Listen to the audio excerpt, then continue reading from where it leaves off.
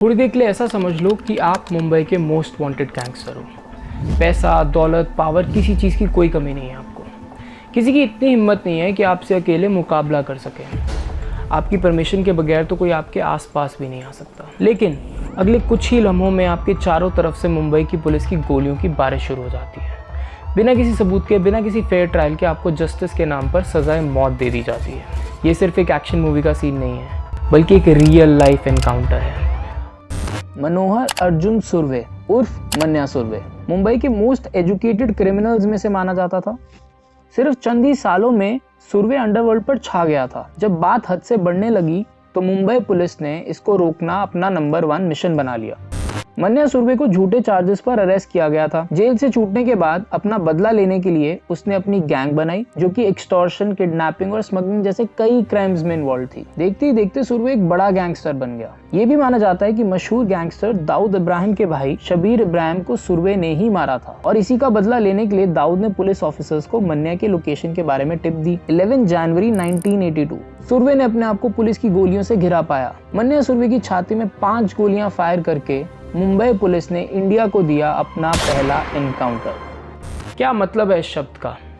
Encounter या extra judicial killings उसे कहा जाता है जिसमें पुलिस सस्पेक्ट को किसी भी लीगल प्रोसेस के बिना कानून के दायरे से बाहर मार सकती है। लेकिन एक बात जाननी जरूरी है, ये दुनिया भर में नहीं, सिर्फ साउथ एशियन कंट्रीज में और ज़्यादातर इंडिया और पाकिस्तान जैसे कंट्रीज में ही आम सिचुएशन मानी जाती है।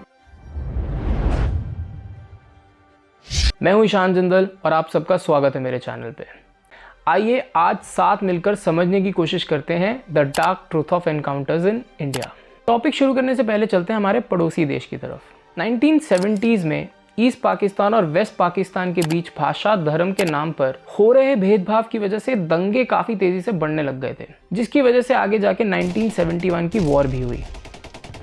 इंडियन मिलिट्री की मदद से ईस्ट पाकिस्तान को आज़ादी मिली, जिससे बांग्लादेश बना। 1971 की वॉर के बाद पाकिस्तान की अर्थव्यवस्था काफ़ी बिगड़ गई थी। पहले तो देश का एक बड़ा हिस्सा अलग हो जाना, जो कि लगभग 50% जीडीपी में कंट्रीब्यूट कर रहा था, और उसके ऊपर राजनीतिक परेशानियां और भी बढ़ती जा रही थी। इसी दौरान मिलिट्री लीडरशिप को रिप्लेस किया गया और सिविलियन गवर्नमेंट लाई गई। जुल्फिकार अली भुट्टो पाकिस्तान के नए पीएम तो बने, बट कुछ ही सालों में एक मिलिट्री कू में जनरल जिया उल हक ने सत्ता हासिल कर ली। जब जिया उल हक पावर में आए तो उसने शरिया लॉ इम्प्लीमेंट कर दिया। शरिया लॉ, जो कि इस्लामिक लॉ के नाम से भी जाना जाता है, इस्लामिक टीचिंग्स की बेसिस पर बना है। शरिया लॉ के रूल्स कुरान की टीचिंग्स पर बेस्ड हैं, जिनमें सिर्फ धार्मिक फर्जी नहीं पर लीगल ड्यूटीज भी एक्सप्लेन की गई हैं। उसमें यह बताया गया है कि एक मुसलमान देश में इस्लाम फॉलो करके सरकार कैसी चलाई जा सकती है। कई लोग इसे कंट्रोवर्शियल समझते हैं क्योंकि इस लॉ के अंदर काफ़ी रिस्ट्रिक्शंस होते हैं जिसे फॉलो करना ज़रूरी माना जाता है। जैसे कि लड़कियों को मॉडेस्ट कपड़े पहनने को कहा जाता है और उन पर आम आदमी से ज़्यादा रिस्ट्रिक्शंस होते हैं। जैसे कि उन पर ट्रैवल के रिस्ट्रिक्शंस होते हैं, जिसमें वो किसी आदमी के बगैर कहीं नहीं आ जा सकते, और कुछ कानूनी रिस्ट्रिक्शंस भी हैं जिसमें तलाक या बच्चों की कस्टडी भी शामिल होती है। शरिया लॉ के अंडर आपको आम तौर पर इतनी आज़ादी नहीं मिलती, और इसके साथ साथ जिया उल हक ने प्रेस पर भी पाबंदी लगा दी थी। इससे पाकिस्तानी लोग नाराज हुए और देश भर में प्रोटेस्ट शुरू कर दिए। इन्हीं प्रोटेस्ट को दबाने के लिए जनरल जिया उल हक ने एक्स्ट्रा जुडिशियल किलिंग्स का यूज किया, और सरकार की सपोर्ट से इस पर कोई सवाल भी नहीं उठा सका। ये तरीका आज भी पाकिस्तान में कॉमन है, खास करके सिंध के शहर कराची में। अब चलते हैं वापस अपने देश इंडिया की तरफ। 1971 के वॉर में बांग्लादेश को आज़ादी दिलाने में इंडिया का काफ़ी बड़ा योगदान रहा। इसकी वजह से इंदिरा गांधी, जो कि भारत की पहली फीमेल प्राइम मिनिस्टर थी, इनकी पॉपुलैरिटी काफ़ी बढ़ गई थी। लेकिन 1975 में इंदिरा गांधी की गवर्नमेंट ने स्टेट ऑफ इमरजेंसी डिक्लेयर कर दिया था। मैं आपको ये विश्वास दिलाना चाहती हूँ कि इस नए आपातकाल की घोषणा से कानून प्रिय नागरिकों के अधिकारों पर किसी प्रकार से असर नहीं पड़ेगा। जब ये स्टेट ऑफ इमरजेंसी लगाने की वजह पूछी गई तो इंटरनल डिस्टर्बेंसेस यानी आंतरिक अशांति और ऑपोजिशन पार्टीज का वायलेंट ग्रुप्स को सपोर्ट करना बताया गया। देखिए, एक वॉर अभी ख़त्म हुई थी और इंडिया की अर्थव्यवस्था काफ़ी कमज़ोर हो गई थी। इसकी वजह से प्रोटेस्ट और स्ट्राइक होने लगे थे, तो कुछ आंतरिक अशांति थी। पर यह भी माना जाता है कि 12 जून 1975 में इलाहाबाद कोर्ट के जस्टिस जगमोहन लाल सिन्हा ने इंदिरा गांधी को इलेक्टोरल फ्रॉड यानी कि इलेक्शन के रिजल्ट से छेड़छाड़ में दोषी ठहराया। उन्हें पार्लियामेंट से निकालने का ऑर्डर दिया और अगले 6 साल तक कोई ना पोस्ट लेने का ऑर्डर भी दिया। ये वर्डिक्ट आया ही था कि कुछ दिन बाद 25 जून 1975 को इंदिरा गांधी ने इमरजेंसी डिक्लेयर कर दी। जिया उल हक की तरह इंदिरा गांधी ने भी प्रेस पर बैन लगा दिया था। ऑपोजिशन के इंपॉर्टेंट पॉलिटिकल लीडर्स और ह्यूमन राइट एक्टिविस्ट को बिना ट्रायल के अरेस्ट कर लिया गया और बात काफ़ी बिगड़ गई थी। इंडिया में इस स्टेट ऑफ इमरजेंसी की वजह से होने वाली ह्यूमन राइट्स वायलेशन के खिलाफ देश भर में प्रोटेस्ट होने लगे थे। इस सब की वजह से देश भर में काफ़ी अशांति आ गई थी।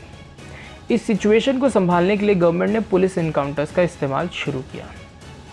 इनकाउंटर्स को थोड़ा और समझने के लिए नज़र डालते इंडिया के दूसरे इलाकों की तरफ। 1980s और 90s में पंजाब इंसर्जेंसी के नाम से एक सेपरेटिस्ट मूवमेंट शुरू हुआ जिसमें खालिस्तान लिबरेशन फोर्स का हाथ था। इस मूवमेंट का एम था एक अलग सिख राज्य बनाने का। सिख कम्युनिटी का कहना था कि भारतीय सरकार ने उनके साथ बहुत ज़्यादती की है, जिसके कारण उन्हें एक अलग राज्य चाहिए। PLF मिलिटेंट्स ने हमले, बॉम्बिंग, टारगेट किलिंग्स और हाईजैकिंग के थ्रू पंजाब की हालत को बहुत बिगाड़ दिया था। हालत को कंट्रोल करने के लिए सरकार ने पुलिस को देश भर में ऐसे हमलों के खिलाफ पूरी पावर दे रखी थी। अब इस पावर की ताकत को समझने के लिए हम 1980s में ईस्ट इंडिया की तरफ बिहार में चलते हैं। भागलपुर में हिंदू मुस्लिम दंगों के बाद से गैंग वायलेंस और एक्सटॉर्शन जैसे मामले तेजी से बढ़ने लगे। इन सबको कंट्रोल करने के लिए बिहार सरकार ने भागलपुर विजिलेंस स्क्वाड तैयार किया। इस स्क्वाड में खास तरीके से ट्रेन किए गए पुलिस ऑफिसर्स थे जिन्हें सीरियस क्राइम करने वाले अपराधियों के खिलाफ जांच और कार्रवाई करने की पूरी पावर दी गई थी। इसी दौरान बिहार में हिंसा इतनी बढ़ चुकी थी कि इन अपराधियों को पकड़ने के लिए सरकार की तरफ से पुलिस पे काफ़ी प्रेशर था। इसी वजह से पुलिस ने नए तरह के टॉर्चर के तरीके इस्तेमाल करने शुरू कर दिए ताकि अपराधियों को जल्दी से जल्दी गुनाह कबूल करवाया जा सके और उन्हें सज़ा दी जा सके। 1980 में चोरी के मामले में पकड़े गए सस्पेक्टेड क्रिमिनल्स को पूछताछ के लिए पुलिस स्टेशन लाया गया। कन्फेस ना करने की वजह से पुलिस ने उन लोगों की आंखों में एसिड डाल के उन्हें अंधा कर दिया। इस हादसे को भागलपुर ब्लाइंडिंग्स कहा जाता है, जिसमें 30 से भी ज़्यादा लोगों की आंखों में एसिड डालकर उन्हें अंधा कर दिया गया था। इस घटना के बाद लोगों ने आवाज़ उठाई और कई ह्यूमन राइट्स ऑर्गेनाइजेशन ने इसे क्रिटिसाइज भी किया। ये माना ज़रूर जाता है कि क्राइम रेट को कम करने में ये स्क्वाड काफ़ी हद तक सक्सेसफुल रहे हैं, लेकिन कुछ ही महीनों बाद पुलिस ने इलीगल तरीकों का यूज़ करना भी शुरू कर दिया था। यही नहीं, भागलपुर विजिलेंस स्क्वाड के ही कई ऑफिसर्स सस्पेक्ट्स की एक्स्ट्रा जुडिशियल किलिंग्स, टॉर्चर और उनके शरीर के हिस्सों को काटने जैसी घटनाओं में भी शामिल थे। पर क्यों पुलिस ने इतना बड़ा कदम उठाया? क्या ये वाकई इंसाफ दिलाना चाहते थे या अपनी पावर के नशे में जो जी में आ रहा था वो करते चले गए? पार्लियामेंट में जब इस मुद्दे को लेकर डिस्कशन हुआ तब गवर्नमेंट ने ब्लाइंडिंग के विक्टिम्स को रिलीफ कॉम्पेंसेशन के नाम पर सिर्फ 15,000 रुपए देने का फैसला लिया और वादा किया कि एक इंडिपेंडेंट एजेंसी इस मैटर की जांच करेगी। इनमें से काफी सारे विक्टिम्स इनोसेंट भी तो हो सकते थे क्योंकि उनके खिलाफ कोई ठोस सबूत पुलिस के पास नहीं था। 1991 में भागलपुर के स्पेशल कोर्ट ने 14 पुलिस ऑफिसर्स को लाइफ इम्प्रिजनमेंट यानी उम्र कैद की सजा सुनाई। लेकिन 5 साल बाद ही 1996 में पटना हाई कोर्ट ने लैक ऑफ एविडेंस पर इन्हें निर्दोष ठहरा दिया। अरे इन 5 साल में एविडेंस कहाँ गए ये तो नहीं बता सकते, पर इससे ये ज़रूर साबित होता है कि क्राइम रेट को कम करने के साथ साथ पुलिस अपनी पावर का गलत इस्तेमाल भी कर रही थी। पर क्या इसका मतलब ये है कि इनकाउंटर्स होने ही नहीं चाहिए? इंडिया भर में गैंग रिलेटेड वायलेंस तो चल रही थी और इस सब में मारे जा रहे थे हम और आप जैसे आम इंसान। अगर इस बात पे आर्ग्यू किया जाए कि इनकाउंटर ज़रूरी थे या नहीं, तो सबसे पहले बात जो समझने में आती है वो ये है कि अगर इनकाउंटर नहीं तो क्या? पुलिस को आखिर और क्या करना चाहिए था? एक एक क्रिमिनल को कोर्ट में ले जाकर उनके केस की सुनवाई खत्म होने के बाद उन्हें सज़ा दिलवाने में कितने साल निकल जाते हैं। उस दौरान अगर कोई निर्दोष लोग मारे जाएं, उनका क्या? उन्हें कौन इंसाफ दिलवाएगा? इंसाफ दिलवाने और अपने पावर का फ़ायदा उठाने के बीच एक धुंधली लाइन है जहां पुलिस खड़ी है। इन सब में इंडिया की जनता का क्या कहना है? एक आम हिंदुस्तानी से पूछा जाए तो उसके हिसाब से जो कुछ हो रहा है वो सही है या गलत, ये समझने के लिए चलते हैं 1993 के मुंबई ब्लास्ट की तरफ। बाबरी मस्जिद डेमोलिशन को अपनी कम्युनिटी पर एक डायरेक्ट अटैक समझने वाले दाऊद इब्राहिम और उसकी डी कंपनी के साथी मुंबई से बदला लेना चाहते थे। 12 मार्च 1993 को मुंबई में मल्टीपल बॉम्ब ब्लास्ट हुए जिसमें लगभग 257 लोग मारे गए और 700 से ज़्यादा लोग घायल हुए थे। इस खौफनाक हादसे ने पूरे देश को हिलाकर रख दिया था। 93 के ब्लास्ट के बाद पुलिस मानती थी कि ट्रेडिशनल तरीके से अंडरवर्ल्ड और टेररिस्ट एक्टिविटीज़ को रोकना काफ़ी मुश्किल है, इसलिए उन्होंने इनकाउंटर स्क्वाड को एक स्पेशल यूनिट के रूप में एस्टैब्लिश किया। इस यूनिट का काम था जल्द से जल्द रिस्पॉन्ड करके हाई प्रोफाइल क्रिमिनल्स और टेररिस्ट को ढूंढना और उनको फोर्सफुली अरेस्ट करना। पुलिस ऑफिशियल्स इससे अंडरवर्ल्ड को एक क्लियर मैसेज देना चाहते थे कि वो इनकी इलीगल एक्टिविटीज़ को लेकर बहुत सीरियस हैं। लेकिन इनकाउंटर स्क्वाड्स के तरीके इतने कंट्रोवर्शियल थे कि मुंबई की जनता दो हिस्सों में बंट गई थी। एक तरफ तो लोग ये समझते थे कि इन स्क्वाड्स ने कानून को अपने हाथ में लेकर फेक इनकाउंटर शुरू कर दिए हैं। फेक इनकाउंटर्स उसे कहा जाता है जहां पुलिस के द्वारा किए गए ओपन फायर से ऐसा लगे कि क्रिमिनल क्रॉस फायर में या सेल्फ डिफेंस में मारा गया हो। हालांकि असल में ऐसा नहीं होता है। ऐसा इनकाउंटर कानून को तोड़ के किए जाते हैं ताकि पुलिस मर्डर को जस्टिफाई कर सके। दूसरी तरफ मुंबई की जनता इनकाउंटर स्क्वाड्स को ऑर्गेनाइज क्राइम और टेररिज्म के खिलाफ मुंह तोड़ जवाब समझती थी। कुछ लोग इसे कानून का उल्लंघन समझ रहे थे और कुछ लोग इसको कानून की जरूरत। बॉलीवुड जैसी कई हिट फिल्में जैसे कि shoot out at Wadala, shoot out at Lokhandwala, अब तक 56 और वांटेड जैसी फिल्मों में आपने देखा ही होगा कि कैसे पुलिस और गैंग लीडर्स को हीरोज और विलन्स में बांट दिया गया है। इन मूवीज ने लोगों के मन में पुलिस और गैंगस्टर्स के बीच की लड़ाई को एक हीरोइक स्ट्रगल की तरह पोर्ट्रे किया है। Mumbai mafia, police versus the underworld एक बहुत ही इंटरेस्टिंग डॉक्यूमेंट्री है जो आपको मुंबई के इनकाउंटर्स की असलियत समझाती है। ये डॉक्यूमेंट्री नेटफ्लिक्स पे अवेलेबल है और आप इसे ज़रूर देख सकते हैं, मैं लिंक डिस्क्रिप्शन में डाल दूंगा। इस डॉक्यूमेंट्री में दिखाया गया है कि मीडिया कवरेज के कारण कुछ इनकाउंटर स्पेशलिस्ट को लोगों ने स्टार स्टेटस दे दिया था। लोग उनकी पूजा करने लगे थे, उनके इनकाउंटर्स को सेलिब्रेट करने लगे थे और इसी स्टार स्टेटस के चक्कर में कुछ इनकाउंटर स्पेशलिस्ट अपनी इमेज बनाने के लिए और अपने इनकाउंटर काउंट बढ़ाने के लिए फेक इनकाउंटर्स का इस्तेमाल कर रहे थे। इनकाउंटर्स करना एक तरह का गेम बन गया था, जैसे पुलिस ऑफिसर्स के बीच में कोई कंपटीशन चल रहा हो। जनता की नज़रों में पुलिस सिर्फ अपना काम कर रही थी। हाँ, माना कि शुरुआत में ये स्क्वाड्स क्राइम रेट और गैंग रिलेटेड वायलेंस को रोकने के लिए बनाई गई थी, पर धीरे धीरे ये पावर की गेम बनती चली गई। 2016 से 22 तक यानी कि 6 साल में भारत में हर 3 दिन में एक इनकाउंटर किलिंग का केस रजिस्टर किया गया। ये किसी भी डेमोक्रेटिक देश के लिए बहुत ही चिंता का विषय है। अब सोचिए, हर 3 दिन में एक व्यक्ति का इनकाउंटर। ये मात्रा स्टैटिस्टिक्स नहीं है, ये असली जिंदगी है, असली लोग हैं जो कि इसके शिकार हुए हैं। ये नंबर हमें ये दिखाता है कि इनकाउंटर किलिंग्स कितनी बड़ी समस्या बन चुकी हैं। लेकिन एक बहुत हैरान कर देने वाली बात, इस दौरान एक भी पुलिस ऑफिशियल को इनकाउंटर केस में दोषी नहीं ठहराया गया। और ये पुलिस ऑफिसर्स कौन थे जो इस हाई इनकाउंटर रेट में कंट्रीब्यूट कर रहे थे? प्रदीप शर्मा, अब एक एक्स पुलिस ऑफिसर और encounter specialist Mumbai encounter squad का हिस्सा थे। इन्होंने अपनी ड्यूटी के दौरान 312 इनकाउंटर किए थे। इनका नाम लखन भैया जैसे कई हाई प्रोफाइल इनकाउंटर केसेस से भी जुड़ा हुआ है। राम नारायण गुप्ता यानी लखन भैया, इन्हें मुंबई का एक बड़ा गैंगस्टर माना जाता था और प्रदीप शर्मा और उनके साथियों ने एक फेक इनकाउंटर में इन्हें मार दिया था। इस केस से जुड़े बाकी पुलिस ऑफिसर्स को तो उम्र कैद की सज़ा सुनाई गई, लेकिन प्रदीप शर्मा को बिना किसी आरोप के छोड़ दिया गया। प्रदीप शर्मा की तरह एक और फेमस पुलिस ऑफिसर थे दया नायक। इन्होंने लगभग 80 इनकाउंटर्स में हिस्सा लिया था। दया नायक को प्रदीप शर्मा की तरह एक इनकाउंटर स्पेशलिस्ट माना जाता था। दया इतने फेमस इनकाउंटर स्पेशलिस्ट थे कि इन पर कुछ बॉलीवुड फिल्म्स भी बनी हैं।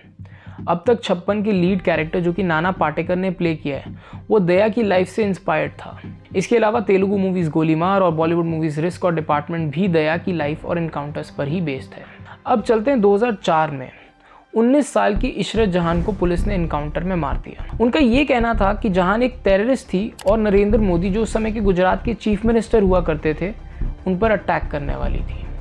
ये केस आज तक इन्वेस्टिगेशन के अंडर है। 2005 में एक गैंगस्टर सोराबुद्दीन शेख को गुजरात में अरेस्ट कर लिया गया। पुलिस ने उसे अरेस्ट करने के कुछ ही दिन बाद एक इनकाउंटर में मार दिया। जो सोराबुद्दीन के भाई ने चीफ जस्टिस ऑफ इंडिया को एक लेटर में ये बताया कि उसके भाई को एक फेक इनकाउंटर में पुलिस ने मार दिया, तो सुप्रीम कोर्ट ऑफ इंडिया के ऑर्डर पर इस पे इन्वेस्टिगेशन स्टार्ट की गई। अगले साल DIG की रिपोर्ट के अनुसार कुछ पुलिस ऑफिसर्स को अरेस्ट भी किया गया। ये केस कई सालों तक चला जिसमें 210 विटनेसेस सामने आए, लेकिन 2017 तक इनमें से 92 विटनेसेस ने या तो लास्ट मिनट पर बैकआउट कर दिया या अपना बयान बदल दिया। फिर 21 दिसंबर 2018 में कोर्ट ने 22 लोगों को रिहा कर दिया। इनमें से 13 पुलिस ऑफिसर्स थे जिन पर फेक इनकाउंटर करने का इल्जाम था, तो जनता में इसके खिलाफ काफ़ी आवाज़ उठाई गई। 2010 में NHRC ने कुछ गाइडलाइंस इशू किए जिसमें ये कहा गया कि इनकाउंटर्स को जितना हो सके अवॉइड किया जाए और सिर्फ तभी लागू किया जाए जब कोई और रास्ता ना बचा हो। और ये भी कहा कि इनकाउंटर के केस की अच्छी तरह से इन्वेस्टिगेशन की जाए।